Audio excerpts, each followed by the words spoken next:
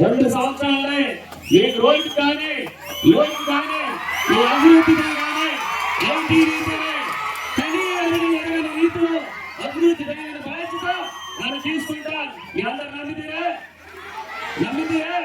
నేను vote IT గెలిపేసే దానికి తప్పకుండా న్యాయం తోమడానికి నేను ఐటీ రీతి కనీ విని ఎరగని రీతిలో తప్పకుండా అభివృద్ధి చెంది ప్రతి ఒక్కరు కూడా సంక్షేమ పథకాలు కానీ అలాగే మీ అభివృద్ధి కార్యక్రమాలు కానీ ప్రతి ఒక్కరు కూడా మీకు అందించినటువంటి ఏర్పాట్లు అందిస్తాను.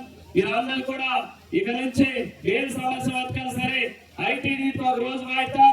ఆ రోజు తప్పకుండా మీ పరుగు వెంటనే ఫోర్కి ద్వారా ఆధార పనులు కూడా మీద అందులో గత 10 సంవత్సరాల నుంచి కూడా మీకు కూడా అంత పరిస్థితి వెంటనే మీ సమస్య వెంటనే పరిష్కారం అవుతున్నటువంటి బాధ్యత నన్ను తీసుకుంటానని చెప్పి ప్రతి ఒక్కరు కూడా పేరుగా మీ అందరికీ తెలియజేస్తున్నాం. అలాగే ముఖ్యంగా మీ పేదలకు 70X చట్టం మీదకు టీసా చట్టం మీదకు వీటన్నిటి పూర్వం కూడా నాకు పూర్తి అవగాహన ఉంది. నన్ను కూడా ఇదివరకు ఉద్యమాన్ని కూడా మీతో పాటు పాల్గొట్టే మనిషిని కనుక రానున్న రోజుకి కూడా మీరు పేదకు ఆశిస్తున్నారు. దాని గురించి ప్రత్యేకించి నేను కలెక్టర్ గారి మీద జేసీ గారి మీద ప్రత్యేకించి మేడం గారు మాకు ప్రత్యేకమైన ఐటీఐ నిధులు ఏదైతే ఉన్నాయో అవి మీకు కేటాయించినవి కాకుండా ఇంకా ఎక్కువ మాకు కేటాయించి ఏదైతే మా పోలవరం నియోజకవర్గంలో ఉన్నటువంటి 5 మండలాలకు సంబంధించి వీటికి ప్రత్యేకమైన నిధులు ఇవ్వాలని నేను మిమ్మల్ని ప్రత్యేకించి ప్రార్థిస్తున్నాను. అలాగే నేను అసెంబ్లీలో కూడా నారా చంద్రబాబు నాయుడు గారితో పవన్ కళ్యాణ్ గారితో మాట్లాడడం జరిగింది. మాట్లాడిన వెంటనే ఇద్దరు కూడా ఒకటే మాట అన్నారు, బాలరాజు గారు మీకు ఏది కావాలన్నా సరే ఇమీడియట్లీ శాంక్షన్ చేయాలని తెలియపరచడం జరిగింది. వెంటనే 22 కోట్ల రూపాయలు రోడ్లు పోయడానికి మనకు శాంక్షన్ చేశారు.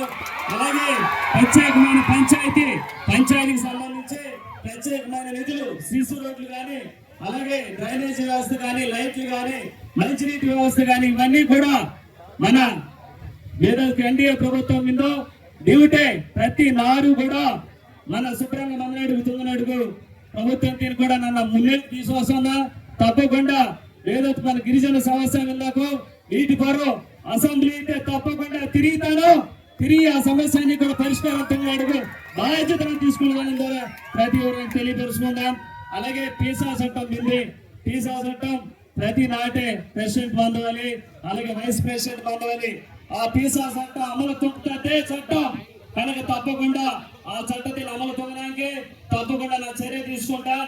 అలాగే పోరుపూమి పట్టాకి నిజమే చాలా మంది నన్ను గెలిస్తే తగలించి కూడా అనేక అప్లికేషన్స్ వస్తుందా అవి కూడా కలెక్టర్ గారి దగ్గర తీసివేసి వెంటనే వేదకు మీరు కోడి నరికి మీకు సంబంధించిన భూమి మీదకు ఇవన్నీ కూడా మీకు తక్షణమే ఏనాడు చర్య కూడా తీసుకుంటాం. అలాగే ముఖ్యంగా పోలవరం ప్రాజెక్టు సంబంధించి వేదకు పోలవరం ప్రాజెక్టు నష్టపడుతున్నటువంటి గిరిజనేతలకు ఉన్నారు. వీరందరినీ కూడా